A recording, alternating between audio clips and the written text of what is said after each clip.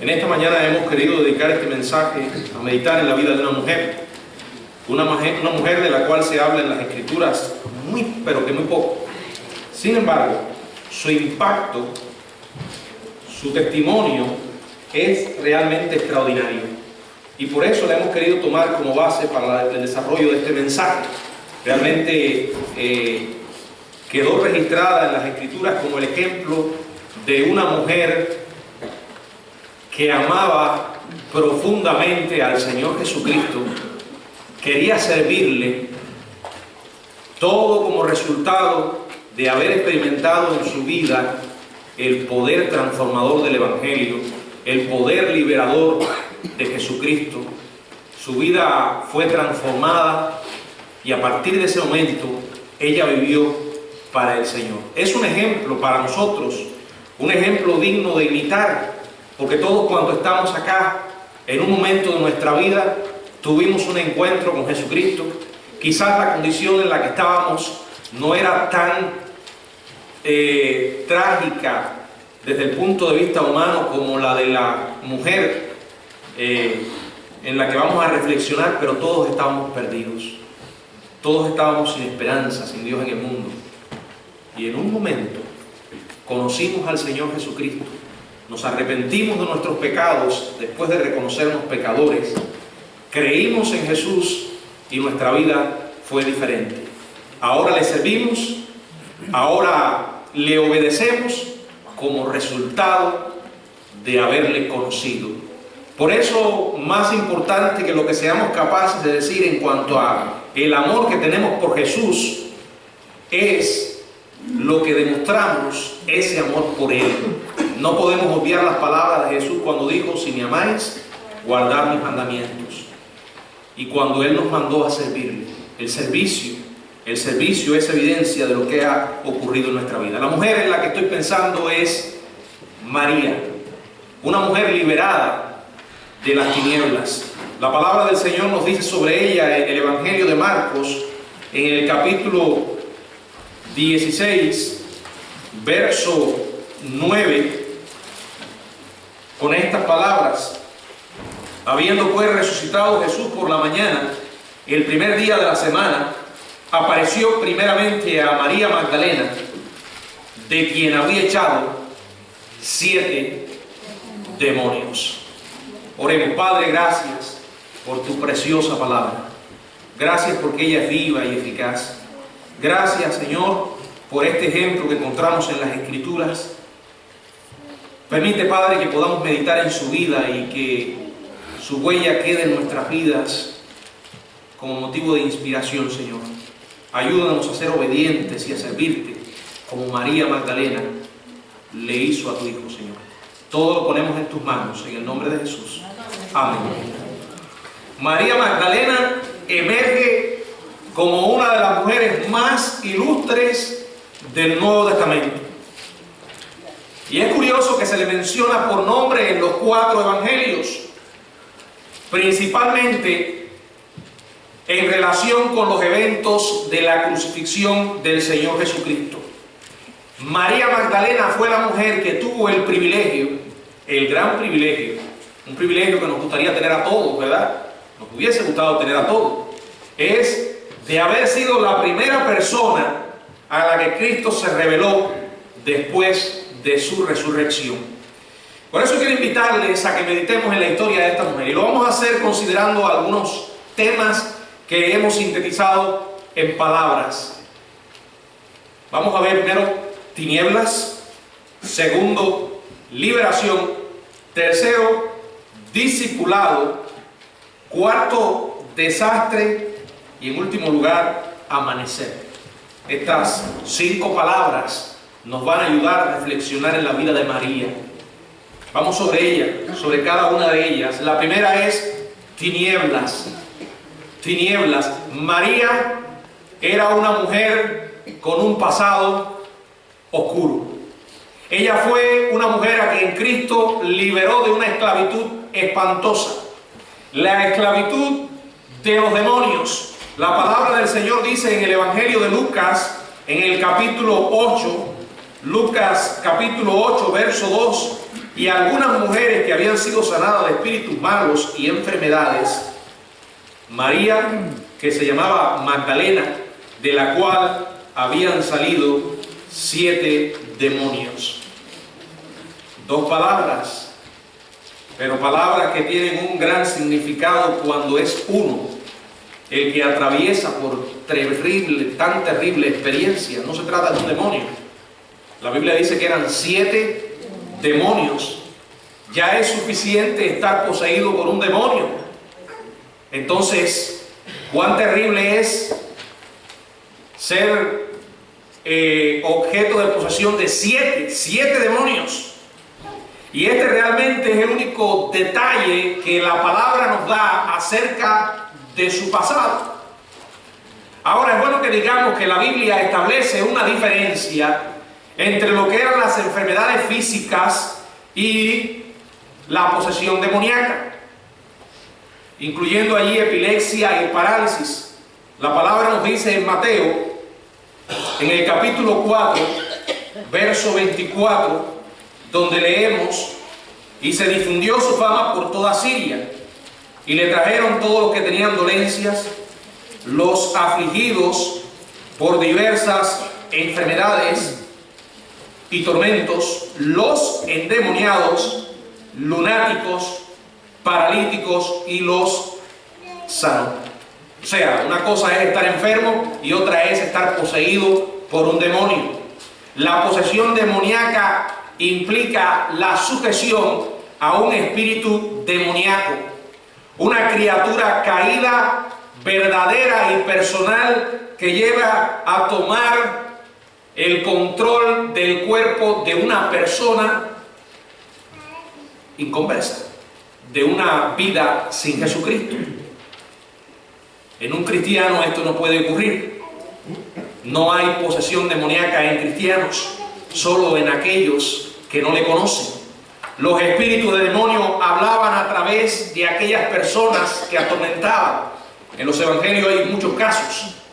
Algunas veces Jesús obligaba a los demonios a identificarse, o sea, les hacía hablar para mostrar su poder sobre ellos. En el Evangelio de Marcos, capítulo 5, la palabra del Señor nos relata un ejemplo de lo anterior. Marcos capítulo 5, los versos del 8 en adelante, dice: porque le decía, sal de este hombre, espíritu inmundo, o sea, demonio. Las palabras espíritu inmundo se usan para referirse a los demonios. Y le preguntó: ¿cómo te llamas? Y respondió diciendo: Legión me llamo, porque somos muchos. Y le rogaba mucho que no le enviase fuera de aquella región. Y estaba allí cerca del monte un gran hato de cerdos paciendo. Y le rogaron todos los demonios diciendo: envíanos a los cerdos para que entremos en ellos. Y luego Jesús les dio permiso. Y saliendo aquellos espíritus inmundos, nuevamente aparecen estas palabras para referirse a los demonios, entraron en los cerdos, los cuales eran como 2000, y el hato se precipitó en el mar por un despeñadero, y en el mar se ahogaron. Y los que apacentaban los cerdos huyeron, y dieron aviso en la ciudad y en los campos, y salieron a ver qué era aquello que había sucedido. Bueno, aquí tenemos un caso de posesión demoníaca, y también encontramos un caso de liberación. El Señor Jesucristo confrontó a esta legión de demonios, dejando libre a este hombre que vivía en una condición miserable. En realidad, hay factores que tienen que ver con la posesión demoníaca: la anarquía, la superstición, la idolatría, también el hecho de que algunas personas están inmiscuidas en el alcohol, en las drogas. Esto puede ayudar a abrir el corazón a los demonios, Los endemoniados indudablemente son personas atormentadas, profundamente atormentadas. Sufren indignidades miserables a mano de los espíritus satánicos. Cuando usted mira en la Biblia los casos que aparecen, todos coincidimos en que es una condición terrible. Terrible. Imagínense, esas personas no tenían control sobre sus cuerpos. Podemos estar seguros de que tal era el caso de María Magdalena. Esta era la condición de su pasado. Satanás le atormentaba, y no solamente con un demonio, dice que eran 7 demonios. Podemos decir que María era realmente una genuina prisionera de las aflicciones diabólicas. Esto indiscutiblemente traía un paquete completo de tragedias, como por ejemplo ansiedad, depresión, infelicidad, soledad, baja autoestima, vergüenza, temor y otras similares condiciones. Con toda probabilidad ella sufría otros tormentos peores, tales como la ceguera, sordera, locura y cualquier otro desorden comúnmente asociado con víctimas de posesión demoníaca descritas en el Nuevo Testamento. Esto no significa que toda persona que estaba en la Biblia ciega, sorda o loca era porque tenía un demonio. Ahora, sí hubo casos de personas endemoniadas que además sufrían estas enfermedades. Cualesquiera que haya sido, tiene que haber sido una perpetua agonía la de esta mujer. Y podríamos decir 7 tipos de agonías, 7 tipos. Ya podemos imaginarnos que las personas endemoniadas eran personas solitarias, sin amigos. Dice que la Biblia que el endemoniado gadareno vivía en los sepulcros, alejado de la sociedad, ¿verdad? Esta mujer no tendría amigos. En raras ocasiones, algunos familiares se esforzaban y trataban de cuidar a la persona en esta condición. Eran personas que vivían sin alegría. Su vida era una vida de oscuridad, de miseria. Intente imaginarse.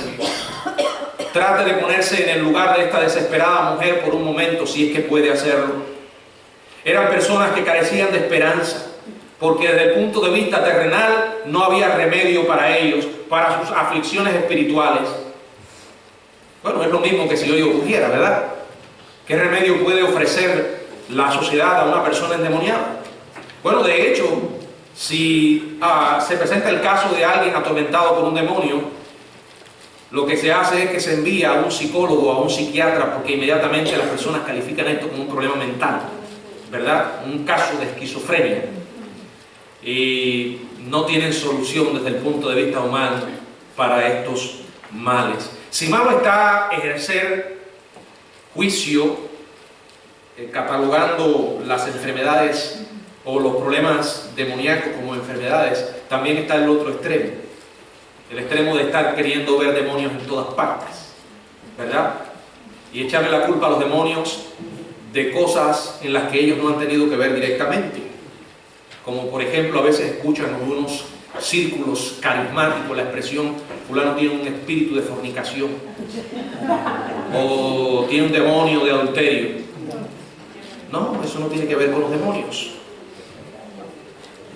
Esa es una manera para evadir la responsabilidad de arrepentirse, a tal punto que le echan demonios a todos. Ya les he contado en otras veces que algunos dicen que hay personas que tienen demonios de comerse las uñas. Bueno, nos reímos, pero para que ustedes tengan una idea hasta dónde llega la tergiversación de la palabra. Pero la realidad es que la posesión demoníaca es real.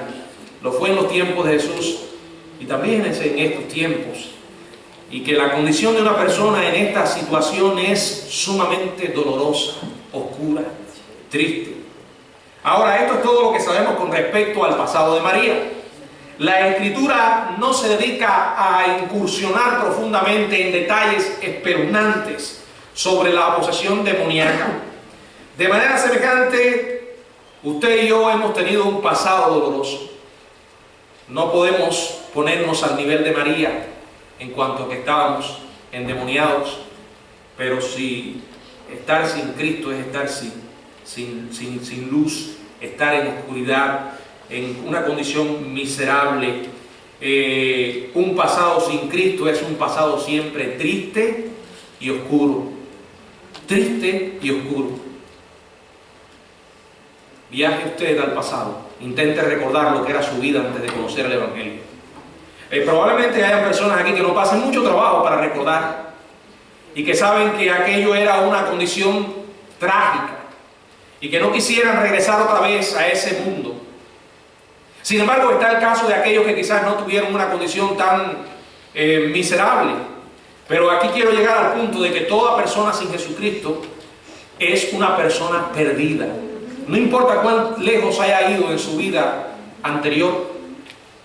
Pero repito, estar sin Jesucristo es estar perdido. Es vivir en oscuridad. Por eso, cuando le hablamos el Evangelio a nuestros hijos que se han criado en la iglesia y han nacido en un ambiente cristiano, es importante que enfaticemos la verdad de que estar sin Jesucristo es estar perdido. Y tratar de que entiendan de que son pecadores. Toda persona sin Cristo es un pecador sin esperanza. La Biblia dice en Efesios capítulo 2, les invito a examinar este extraordinario versículo que de una manera muy clara, de una manera muy gráfica, describe la condición de una vida sin Cristo, describe nuestro pasado. Dice Efesios 2, del 1 al 3, y Él os dio vida a vosotros. En primer lugar, aquí la Biblia nos enseña que estar sin Cristo es estar muerto. Físicamente, no, muerto espiritualmente. No importa que la persona se mueva, hable desde el punto de vista físico, su vida espiritual está muerta. Dice, y Él os dio vida a vosotros cuando estabais, y lo dice aquí, muertos. ¿En qué? En vuestros delitos y pecados, en los cuales anduvisteis en otro tiempo. Y esta vida se caracterizaba, según el verso 2, siguiendo la corriente de este mundo. O sea, seguir la corriente de este mundo. Es como una espuma a la orilla del mar, que el mar la mueve para todas partes. Es como una sencilla hojita que cae en un río turbulento. Por eso me preocupa a veces cuando veo cristianos que tan fácilmente se dejan llevar por el sistema de pensamiento que les rodea. Y algo como esto es lo que tenía Pablo en mente cuando dijo, no os conforméis a este siglo. Porque la vida sin Cristo es la que se caracteriza por seguir la corriente de este mundo. Una corriente que dice aquí, sigue diciendo el Efesios, una corriente que tiene su origen conforme al príncipe de la potestad del aire, Satanás, el espíritu que opera ahora en los hijos de desobediencia, entre los cuales también nosotros vivimos en otro tiempo, en los deseos de nuestra carne, o sea, dando rienda suelta a todo instinto carnal, a toda pasión, sin freno, sin control, sin poder decir que no, haciendo la voluntad de la carne y de los pensamientos. Y éramos por naturaleza hijos de ira. O sea, la ira de Dios estaba sobre nosotros, lo mismo que los demás. ¿Puede usted negar que estos versículos que acabamos de leer describen una condición trágica, desesperada, una condición oscura, una condición perdida? Así estábamos nosotros. Jamás lo olvide. Jamás olvide dónde Dios le sacó. Jamás olvide. María estaba allí. Y allí conoció a Jesucristo. Vamos entonces a considerar la segunda palabra. Liberación. Liberación. Las personas poseídas por demonios nunca vinieron a Jesús para ser liberadas. Yo no encuentro un caso. Por lo general, las llevaban a Él. Quiero que consideren algunos ejemplos de la Biblia. En Mateo capítulo 8, verso 16. Mateo 8, verso 16, donde podemos leer lo siguiente. Mateo 8, 16. Y cuando llegó la noche, le trajeron a Él muchos endemoniados, y con la palabra echó fuera a los demonios y sanó a todos los enfermos. En Mateo capítulo 9 leemos también en el verso 32, mientras salían ellos, he aquí le trajeron un mudo, pero este estado era producido por un demonio. Dice, un mudo que endemoniado. Mateo capítulo 12, verso 22, también leemos lo que dice la Biblia. Entonces fue traído a él un endemoniado, ciego y mudo, y le sanó, de tal manera que el ciego y el mudo veía y hablaba. También en el Evangelio de Marcos, en el capítulo 9, verso 20, leemos lo que nos dice la palabra de nuestro Dios, Marcos 9:20, y se lo trajeron. Y cuando el espíritu vio a Jesús, sacudió con violencia al muchacho, quien cayendo en tierra se revolcaba echando espumarajos. Bueno, aquí vemos casos en que los endemoniados fueron traídos a Jesús. Algunas veces Él mismo los llama. Por ejemplo, en Lucas, capítulo 13, verso 12, leemos: cuando Jesús la vio, la llamó y le dijo: mujer, eres libre de tu enfermedad. Esta mujer estaba siendo víctima de un demonio porque dice que hacía 18 años tenía espíritu de enfermedad. O hay ocasiones en las que Jesús va a ellos, como Mateo capítulo 8, Mateo capítulo 8, los versos 28 y 29. Cuando llegó a la otra orilla, a la tierra de los Gadarenos, vinieron a su encuentro dos endemoniados que salían de los sepulcros. Este es el caso también, aquí dice dos. En otros evangelios aparece un endemoniado que le sale al encuentro, pero en realidad esto fue el resultado de que Jesús fue a buscarle. En ocasiones, cuando los demonios están ya presentes a su llegada, gritan con sorpresa y desfallecimiento. Por ejemplo, voy a leerles algunos ejemplos. En Marcos capítulo 1, verso 23 y verso 24. Pero había en la sinagoga de ellos un hombre con espíritu inmundo, que dio voces diciendo: ¿qué tienes con nosotros, Jesús Nazareno? Has venido para destruirnos. No sé quién eres, el santo de Dios. Cada vez que yo leo estas palabras, pienso que los demonios tienen una teología muy ortodoxa, ¿verdad? Muy correcta. Ellos saben quién es Jesús, tienen un conocimiento correcto, pero no están dispuestos a arrepentirse, están condenados. La palabra del Señor también dice en Lucas capítulo 8, verso 28, Lucas 8, 28. Al ver a Jesús lanzó un gran grito y postrándose a sus pies exclamó a gran voz: ¿qué tienes conmigo, Jesús, Hijo del Dios Altísimo?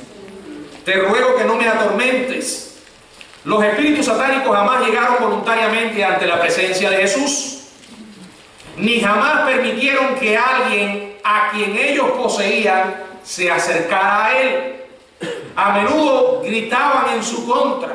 Lucas 4, verso 34 dice, diciendo: déjanos, ¿qué tienes con nosotros, Jesús Nazareno?